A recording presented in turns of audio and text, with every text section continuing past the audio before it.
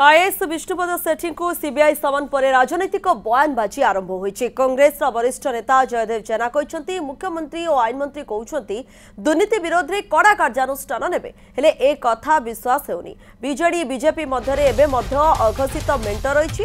विष्णुपद सेठी को CBI notice करिछि, हेले कार्यानुष्ठान हला परि लागू नाही। बीजेडी विरोध में बीजेपी जाइपारिबो नाही। नुआ सरकार 6 मासरे भ्रष्टाचार बढ़ी।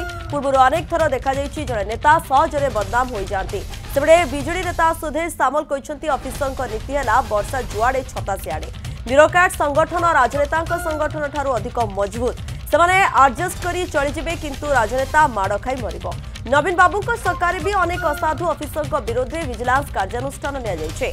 डबल इंजिन सरकार आसी कार्यानुष्ठान नेउछि भल कथा, किंतु मार मार भंडारिया को मार नीति न हो।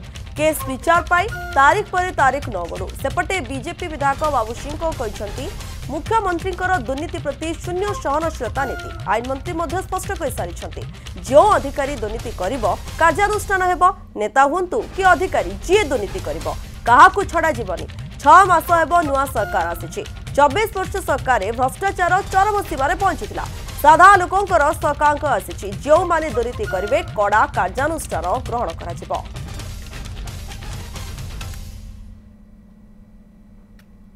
मत कहीं लागू नहीं सीबीआई जो भाई भाव में अतीत जो घटना गुड़िक घटी विजु जनता दल सरकार समय ताकू भारतीय जनता पार्टी सरकार ताकू एभली भाव में धीरे धीरे धीरे धीरे प्रशमित कर देइचंती।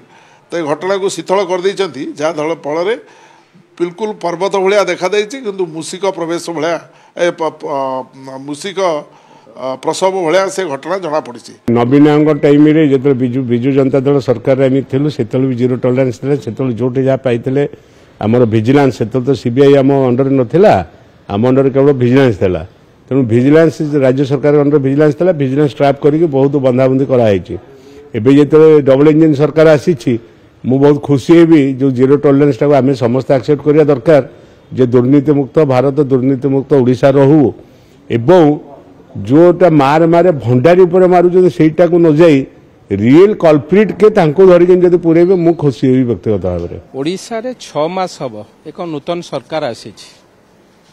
24 वर्षर क्रमागत भावे गोटे सरकार थिला। ओडिशार जनजीवन अस्तव्यस्त हो जाइथिले।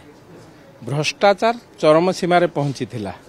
केवल गोटे क्षेत्र में कहबी नहीं, सबु क्षेत्र में साधारण लोकंकर आशीर्वाद रु भारतीय जनता पार्टी सरकार आसी। लोकंकर सरकार तेणु साधारण लोकंकर सरकार जितेबाला आसी एटी मुख्यमंत्री मोहन चरण माझी घोषणा करिसंती ए सरकार जो माने दोषी हेबे, जो माने दुर्नीति करिवे, जो माने भ्रष्टाचार करिवे तांकर स्थान एठी नाही, सीधा सड़क जेल रे।